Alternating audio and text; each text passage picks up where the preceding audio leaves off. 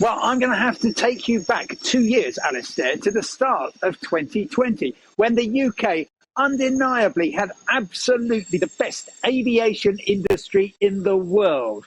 We've got two of the great airlines, British Airways and EasyJet, main base of operations for Ryanair, which of course is the biggest budget airline in Europe.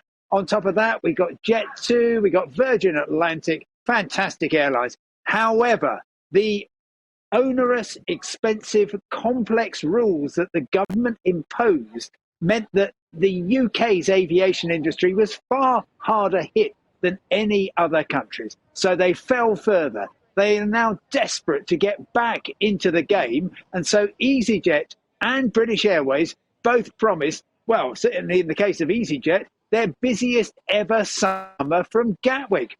I was quite startled by that. I thought, how are they going to do that? I'm surprised after letting go so many great aviation professionals that they're able to do that. But no, they said that's what we're going to do. And unfortunately, it has simply not survived first contact with reality, which is why last night EasyJet told me they were cancelling from today until a week on Monday, 240 flights. This represents maybe 36 to 40,000 passengers, almost all of them half-term holiday makers who are just being told, sorry, your flight's not going. Extraordinary times. Sure, I understand that. What I don't understand, second point I don't understand, and a whole list of many things I don't understand, Simon, is IT failure. I mean, that IT failure has got nothing to do with whether you're flying out of Heathrow or Gatwick.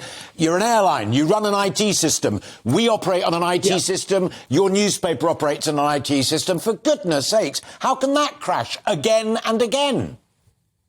Well, we don't know. I mean, EasyJet, to be fair, hasn't had anything like the same series of IT failures that British Airways has had, partly because some of bits of British Airways IT goes back, I understand, to the 1970s. EasyJet didn't exist until 1995. So I would cut them a bit of slack on that. It was awful on Thursday afternoon when that happened, and we saw over 200 flights cancelled, many of them where passengers were actually sitting on the aircraft ready to go on their holiday, only to be told you're not going anywhere.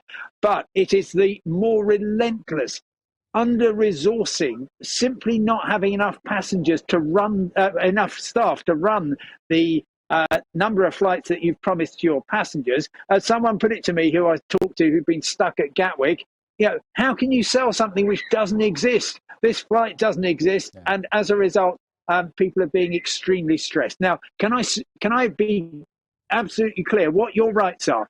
And there will be hundreds, possibly thousands of people watching you now, Alistair, who have got those emails from Ryanair, from EasyJet. Forgive me, Ryanair not really cancelling anything. Neither is Jet2, neither is Wizz Air.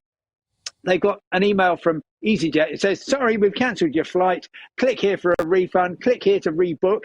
By the way, that's only on EasyJet. And they fail to mention the fact that if EasyJet can't get you to your destination on the day you were supposed to get there, it has to pay for your ticket on British Airways or Ryanair or Jet2 or whoever. Furthermore, of course, they have to give you cash compensation because this is squarely their responsibility, and you're entitled to that, as well as hotel accommodation if you need that, because they've disrupted your holiday plans.